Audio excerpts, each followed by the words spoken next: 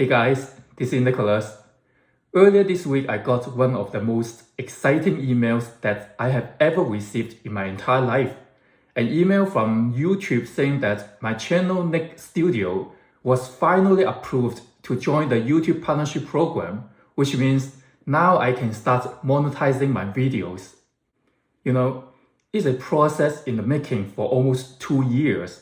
I started my channel in October 2019 with the hope that it would be monetized within 6 months. In the process, I made multiple fatal mistakes and gave up twice. That's why a 6-month plan turned into almost a 2 years long haul. Overall, I invested around 1,000 hours working on my YouTube channel before it was monetized. I'm a licensed architect since 2010.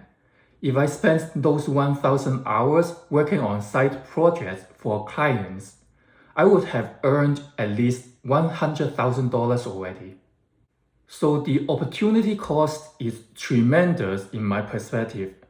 Now as a beginner YouTuber, I can start making about $20 a month instead of $100 per hour as an architect. Does it really worth it? I honestly cannot give you an answer now, only time can tell. I know some of you might have thought about starting your own channel. That's why I want to share this with you, the mistakes that I made. If you avoid the path that I traveled, you should be able to get there much faster than I did. The number one mistake that beginner YouTubers made is having unrealistic expectations. Many of them, including myself, are overconfident on our own abilities and underestimate the efforts required to make a successful channel. A lot of my friends who started their YouTube channels already have a successful career. Some of them are making a 6-figure salary.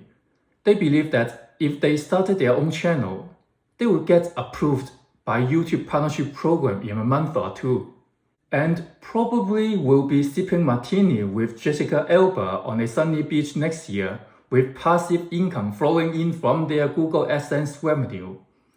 Unfortunately, that is a teenage wet dream which will never materialize into reality. If one thing that the YouTube algorithm is really good at, it is its ability to weed out those who are not determined enough to push beyond the human limit. After going through the process myself, I'm absolutely certain that the threshold of 1,000 subscribers and 4,000 watch hours within 1 year in order to be eligible for monetization is based on statistics rather than some number that YouTube randomly chose. It took me almost 2 years to get there. At the same time, I saw many of my friends gave up in less than 6 months. I gave up twice myself when the growth of my channel was crawling like a snail, so I was as guilty as those who had already given up. But think about this. If growing a successful YouTube channel is easy, everyone would be doing it instead of having a 9-to-5 job. After all, working for yourself is more preferable than reporting to a boss for a predetermined period day after day. If you want to develop a YouTube channel in 2021, you need to have a long-term mindset. Instead of thinking about 6 months, think about 6 years. Dream about how life can be different if 6 years from now, your YouTube income is more than your current salary. See the effort you put into your channel as a long-term investment instead of a short-term day trade. If you don't have this mindset, you'll find that the process is more painful than having a daily job. Only by equipping yourself with this mindset that you can finally cross the finish line. The second mistake that most YouTubers make is having a niche market too early. You probably want to ask, what do you mean by that? Isn't that having a niche market the only way to beat the competitions in this oversaturated influencer market?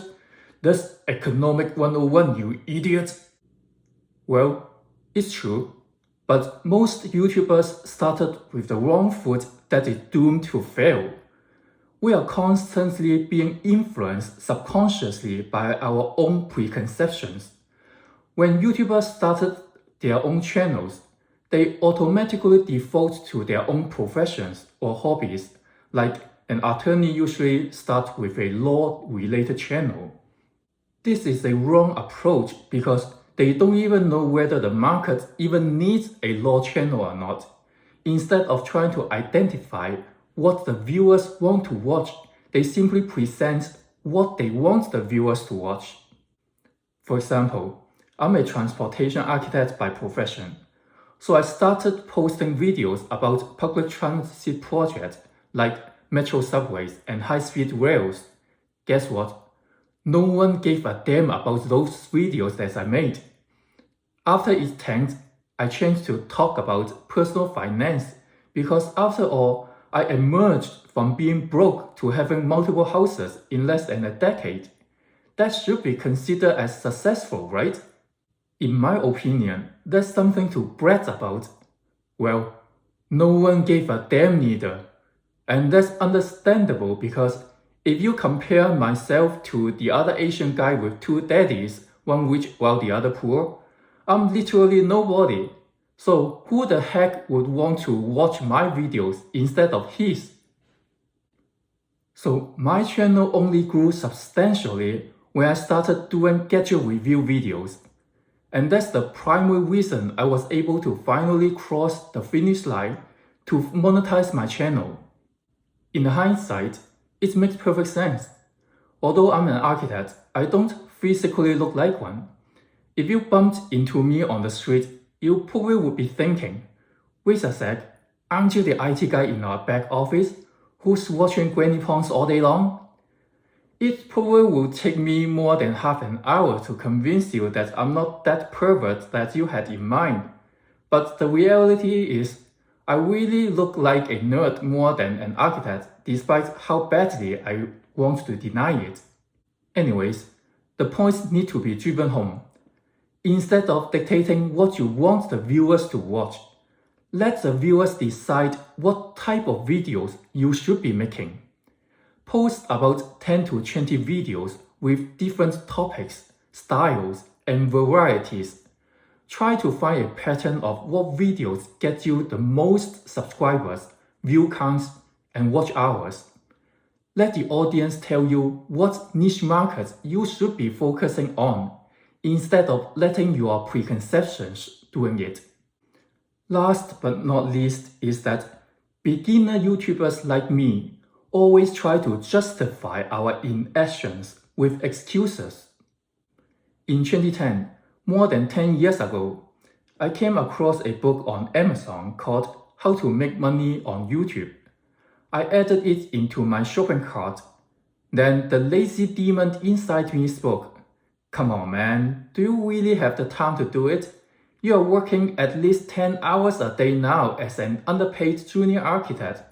You should be at least make good use of your weekends to relax and not stretching out yourself by making YouTube videos. That made perfect sense to me. After all, how much money could I realistically make from YouTube anyway? So I removed the book from my shopping cart and gave up. Looking back now, that was a fatal mistake. Back then, the YouTube creators market was not as inundated as today because most content creators preferred blogging instead of vlogging.